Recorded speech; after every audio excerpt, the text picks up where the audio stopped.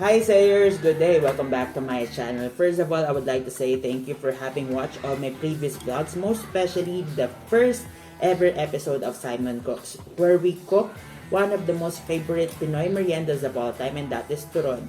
And on that episode, we put a little twist on our turon. We made it ube turon. If you were not able to watch it yet, I'm going to put the link of that video above here. And for today's episode, we're going to have another merienda suggestion, and that is Puto Balanghoy with Bukayo. Yes, I hope that this will be a good suggestion for your merienda later on. And first of all, before we proceed to cooking this merienda, don't forget to smile, for smiling is more contagious than the virus we have around. And don't forget to say thank you for every kissing is a blessing. So let's get started cooking this Puto Balanghoy with Bukayo in 3, 2, 1. Let's get to it.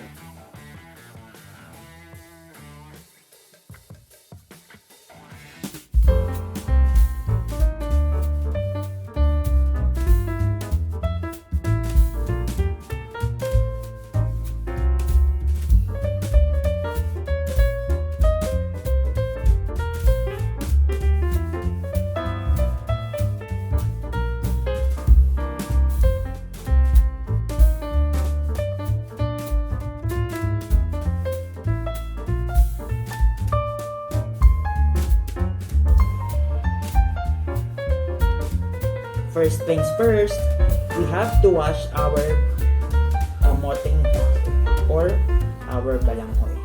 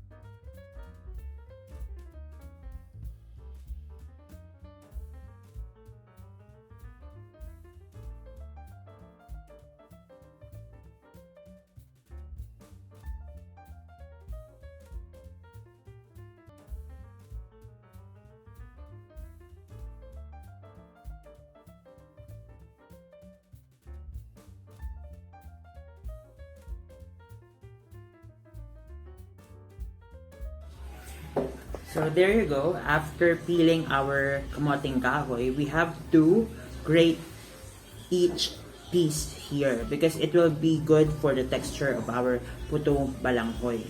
So let's do it.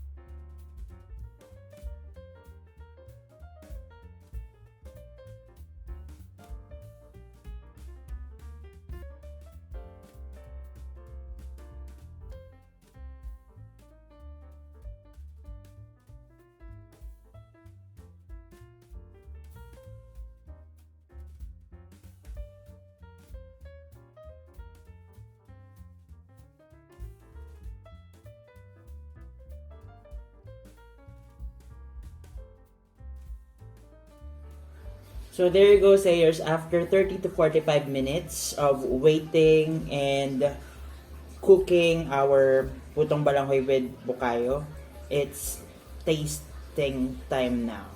So yan, ito yung end product natin. Tikman na natin. Medyo mainit pa siya. Actually, umuusok pa nga. Yan.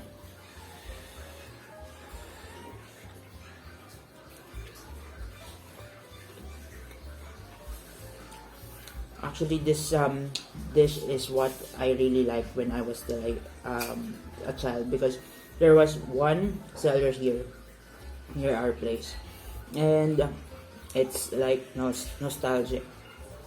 And if you want to try this recipe, please don't forget to give this a thumbs up and comment down below for other recipes.